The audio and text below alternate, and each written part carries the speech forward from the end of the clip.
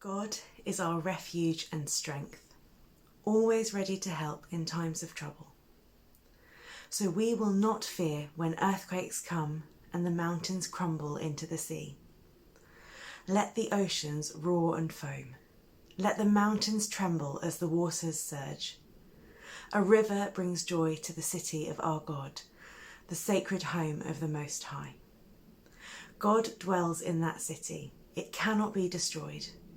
From the very break of day, God will protect it. The nations are in chaos and their kingdoms crumble.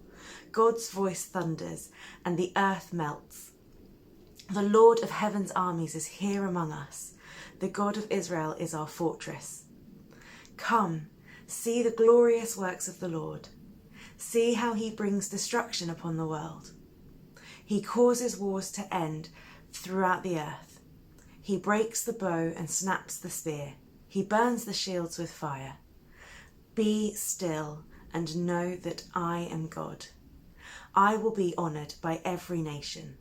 I will be honoured throughout the world. The Lord of heaven's armies is here among us. The God of Israel is our fortress. I've been reflecting on a couple of verses where God tells us to be still. This video is being posted a little later in the month than normal, as the time I had planned to set aside to write and record suddenly became filled with things that had to be done and some busy shifts. The call to be still has definitely been one that I've heard over the last couple of weeks.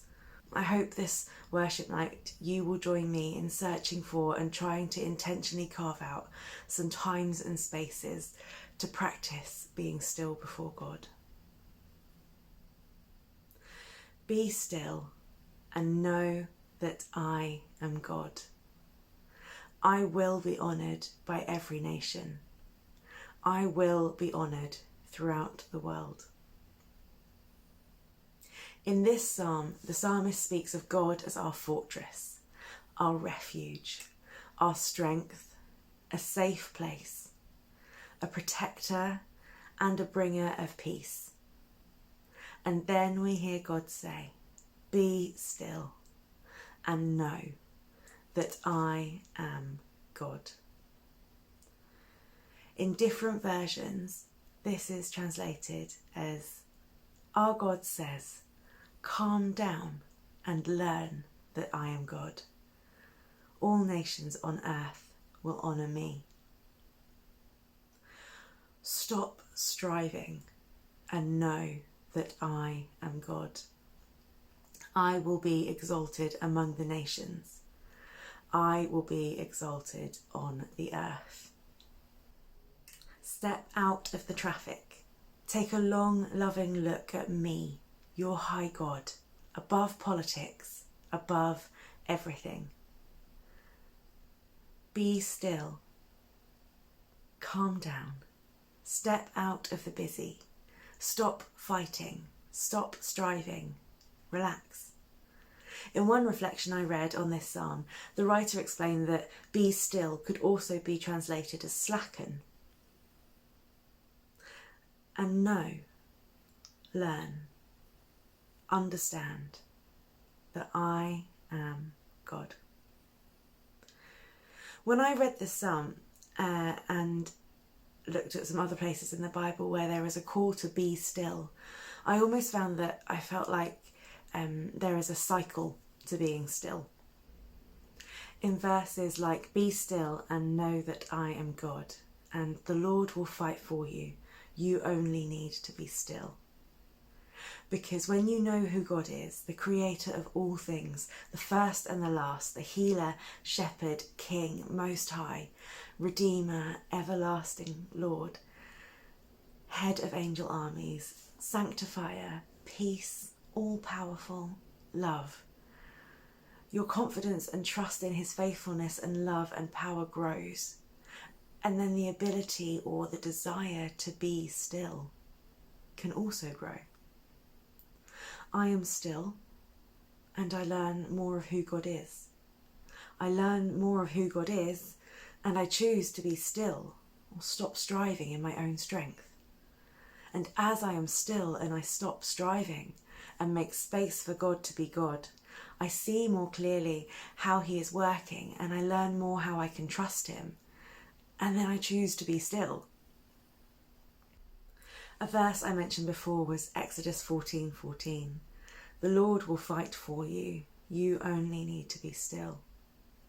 I find there is a freedom that comes with knowing who God is and therefore who we are not. It is freeing to be able to let go or to slacken in a situation where maybe we have been fighting or pushing through in our own strength, and be able to acknowledge that God, in his infinitely more fitting way, can and will be in control, and we can loosen our grip. And when we do that, we free up more headspace and time to be still and to know and to learn who God is. To spend time in his word and in prayer and in worship, exalting, praising and honouring him. Being still isn't necessarily passive, and in a world where there are constant pulls on our attention and demands on our thoughts and our time, it isn't necessarily easy. It's an active choice to place God at the centre and the front of all things. I have started our playlist with a few songs of worship to help position our focus and our hearts. And then I've continued with instrumental tracks to give more space for being still. Thinking of things that you've maybe been holding on tightly to, and then making an active choice to slacken your hold in these spaces.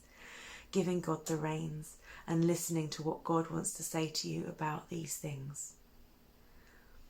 Personally, I find it helpful to think about these things, maybe like walking in nature.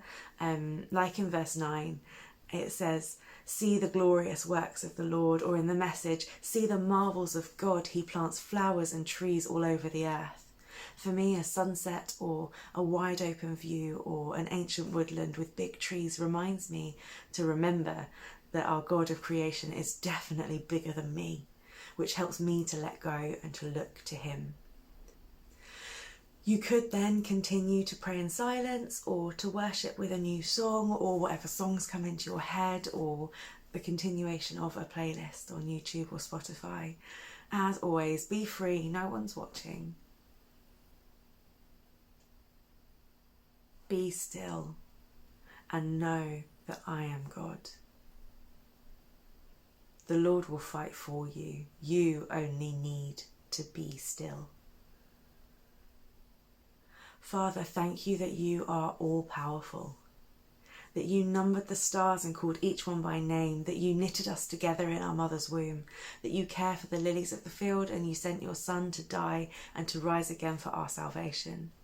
Thank you that we do not need to strive in our own strength, as you are in control, as we trust in you and learn more of you and still ourselves. Help us to know you more deeply, and let that knowledge and that trust turn our hearts to worship.